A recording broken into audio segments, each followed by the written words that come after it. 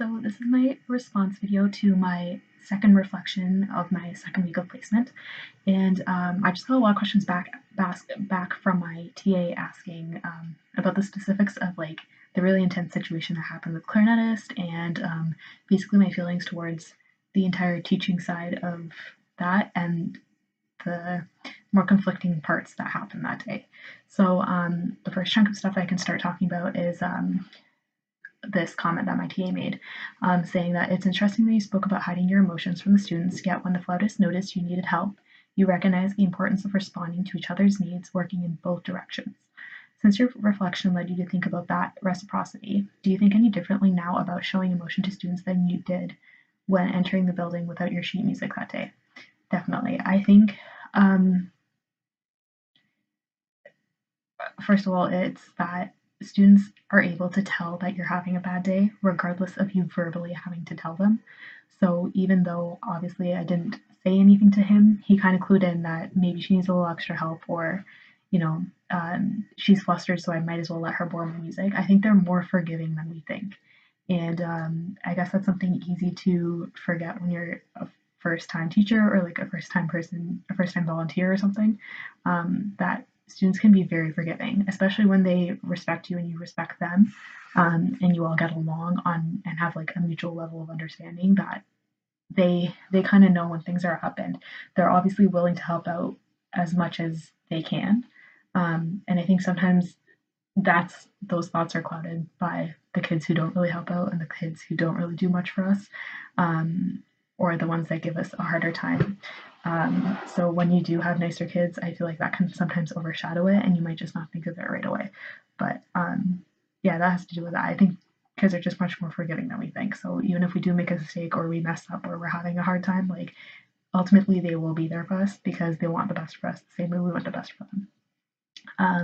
Next comment was that I recognize that you considered what and why you might have done differently to handle the situation when the director kept turning his back during rehearsal. What might have happened to lead to that reaction, and could it ever be an appropriate one?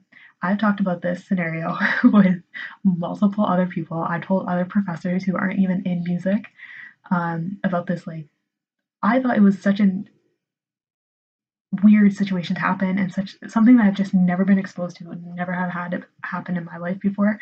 So I've just been talking about it nonstop because I just can't get over the fact that he did that.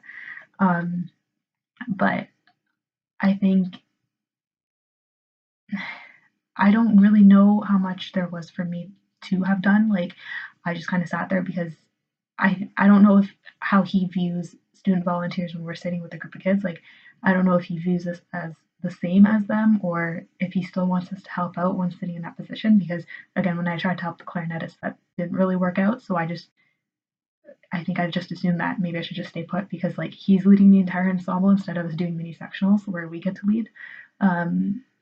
So I don't know. Obviously, that reaction was done out of complete frustration and anger, because he's sick and tired of telling the kids the same thing over and over again. But the reason why he's sick and tired of telling the kids the same thing over and over again is because he hasn't given them any different instruction to differentiate what they know and what they don't know.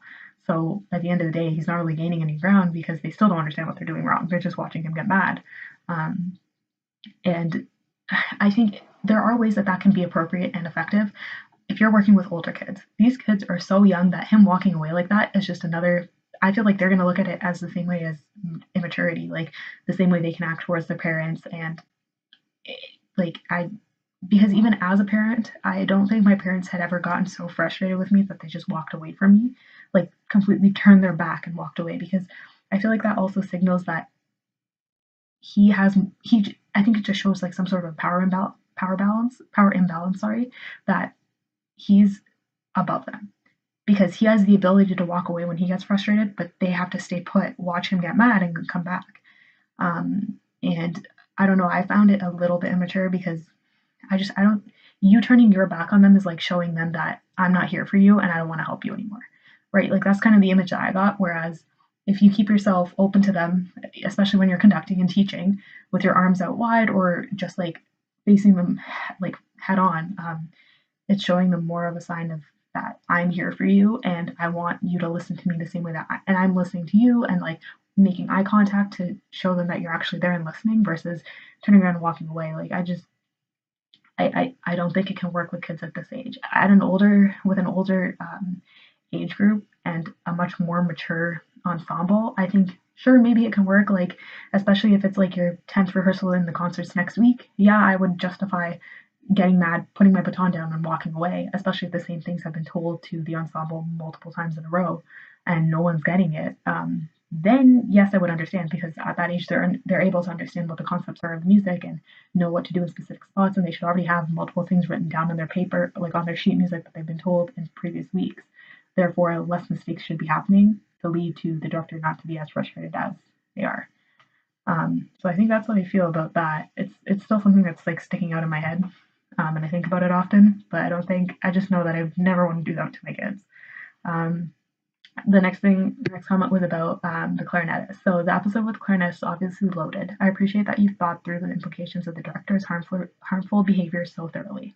I know that's not a question, but I just want to know I hear you, which I definitely appreciate because you definitely feel alone in that situation because you're sitting there trying to figure out what you yourself should do, or even if you should do anything.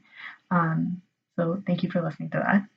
When the director wouldn't let you answer for the student and then wouldn't let him leave, and then proceeded to work with the strings, even though he demanded you both stay in the room, what is the real reason for those actions? Um,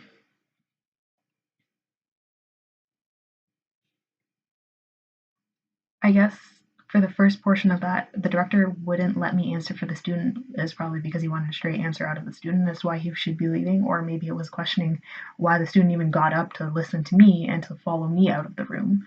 Um, and then him proceeding to work with the strings. I don't know if he was doing that just to be like, I don't want to say petty, but like, I don't know if he was doing it to I have no clue. Like, I don't understand what the reasoning for that was, but to me, it was frustrating. And I think the only reason why I relate to that is because in ensemble, like, if the director like works with another group or another instrument grouping in the band for like I don't know 10 minutes to fix something, and then he wants to run a section, and then the flutes are sitting there, and they have to wait for like 50 measures, and just before you come to your part and you're like bringing your instrument up to play, he stops. Like, oh, I find that so frustrating. So I think that's why sitting there that I got so annoyed because I was like, I wanted you to fix this problem immediately and then apply it directly, as in fix the clarinet and then have us play a portion that the clarinet was playing in to make sure that the reed was working, like instead of having him sit out again for like half an hour, right? Because it would draw his attention away from it. But again, I don't really know what the real reason for his actions were for that. The next portion was when you have uncomfortable experiences and want to speak up, even though it may not feel appropriate to do so in the moment, how else might you address those concerns?